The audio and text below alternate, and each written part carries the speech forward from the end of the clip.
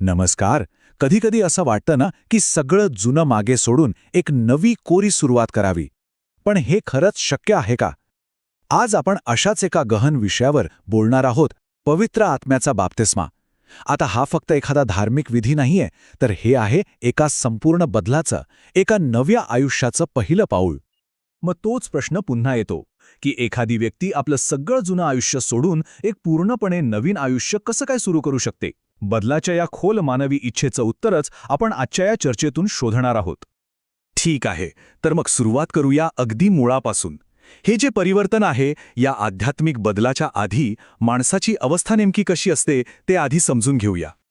धर्मशास्त्र काय सांगतं की माणूस जन्मतःच एका अशा अवस्थेत असतो ज्याला मरणाधीन देह असं म्हटलंय. आता याचा सोपा अर्थ काय, तर आपलं मन, आपलं शरीर हे अशा इच्छांच्या ताब्यात असतं ज्या आपल्याला चांगल्या गोष्टींपासून दूर घेऊन जातात. आणि रोमकर 7:24 मध्ये सांगितल्याप्रमाणे हीच अवस्था आपल्याला हळूहळू आध्यात्मिक मृत्यूकडे, म्हणजे देवापासून कायमच्या दुराव्याकडे नेते. आणि या अवस्थेचे परिणाम ते तर खूपच गंभीर आहेत. गलतीकरांच्या पत्रामध्ये याला देहाची कामं म्हटले. म्हणजे काय, तर कलह, मत्सर, चुकीच्या वासना ही सगळी त्याचीच फळं आहेत. आणि या गोष्टी फक्त आपलं वैयक्तिक आयुष्यच नाही उद्ध्वस्त करत, तर त्या आपल्याला देवाच्या राज्यापासूनही दूर ठेवतात, तिथला वारसा मिळवण्यापासून रोखतात. बरं, मग ह्या समस्येवर उपाय काय? तो उपाय आपल्याला दिसतो येशूने दाखवलेल्या मार्गात. येशूचा बाप्तिस्मा ही फक्त इतिहासात घडलेली एक घटना नाहीये, तर पवित्र आत्मा कसा मिळवायचा याचा तो एक परिपूर्ण नमुना आहे, एक आदर्श आहे. मत्तई 3 मध्ये याचं इतकं सुंदर वर्णन आहे. जरा डोळ्यासमोर चित्र उभं करा. येशू यार्देन नदीवर आले आहेत. बाप्तिस्मा घेऊन ते पाण्यातून वर येतात आणि त्याच क्षणी आकाश उघडतो आणि देवाचा आत्मा एका कबुतरासारखा त्यांच्यावर उतरतो. विचार करा, काय अद्भुत क्षण असेल तो. या प्रत्येक पायरीतून त्या घटनेचं महत्त्व आपल्यासमोर उलगडत जातं. आणि मग आकाशातून आवाज येतो, हा माझा प्रिय पुत्र आहे, याच्यावर मी प्रसन्न आहे. वाह! ही घोषणा म्हणजे सगळं काही बदलून टाकणारी होती. या एका वाक्याने येशूच्या कार्यावर जणू काही दैवी शिक्काच बसवला. पण इथे एक गोष्ट स्पष्ट करायला हवी. योहानाचा जो बाप्तिस्मा होता तो पाण्याने होता, पश्चातापासाठी होता. पण येशू पवित्र आत्म्याने बाप्तिस्मा देतो. आणि हा खूप मोठा फरक आहे. ठीक आहे, मग येशूने दाखवलेल्या या मार्गावर चालल्यावर नेमकं होतं तरी काय? आता आपण येऊया या सगळ्या चर्चेच्या अगदी केंद्रस्थानी. पुन्हा जन्म घेणं म्हणजे नक्की काय, आणि त्यामुळे आयुष्य कसं अगदी मुळापासून बदलून जातं. योहानाच्या पुस्तकातील हे वचन बघा, हे या संपूर्ण बदलाचं सार आहे. पाण्याने व आत्म्याने जन्मल्या वाचून, म्हणजे इथे 2 जन्मांची गोष्ट आहे. एक आहे आपला शारीरिक जन्म, देहाचा जन्म, आणि दुसरा आहे आत्मिक जन्म. आणि देवाच्या राज्यात प्रवेश करायचा असेल तर हा दुसरा आत्मिक जन्म तो खूप महत्त्वाचा आहे. मग हा बदल प्रत्यक्षात कसा दिसतो, तर बघा, पूर्वीचं आयुष्य कसं होतं, देहाच्या वासनांनुसार, मनाला वाटेल तसं. पण आता आयुष्य पवित्र आत्म्याच्या मार्गदर्शनाने चालतं. एवढंच नाही, तर आयुष्याचा उद्देशच पूर्णपणे बदलतो. आधी माणूस स्वतःसाठी जगतो, माझं काय हा विचार असतो. पण आता तो प्रभूसाठी जगतो. स्वतःच्या इच्छेपेक्षा प्रभूची इच्छा काय आहे हे महत्त्वाचं ठरतं. हा खूप मोठा बदल आहे.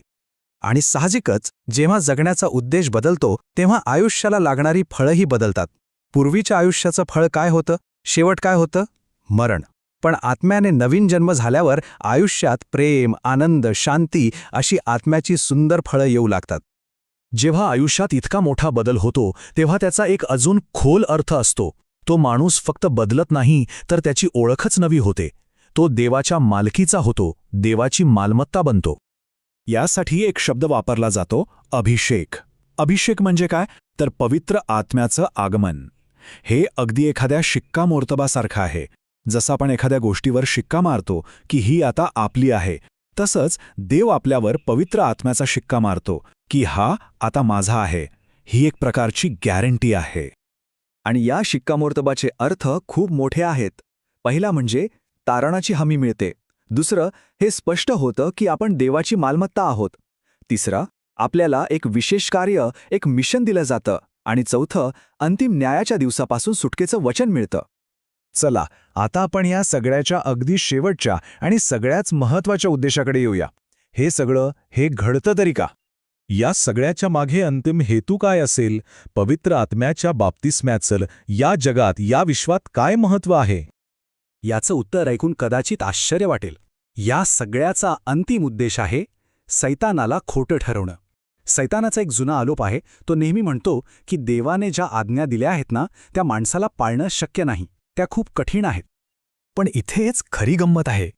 जेव्हा पवित्र आत्मा येतो तेव्हा त्याच्या सामर्थ्याने विश्वासणारे ह्याच आज्ञा मनापासून पाळायला लागतात.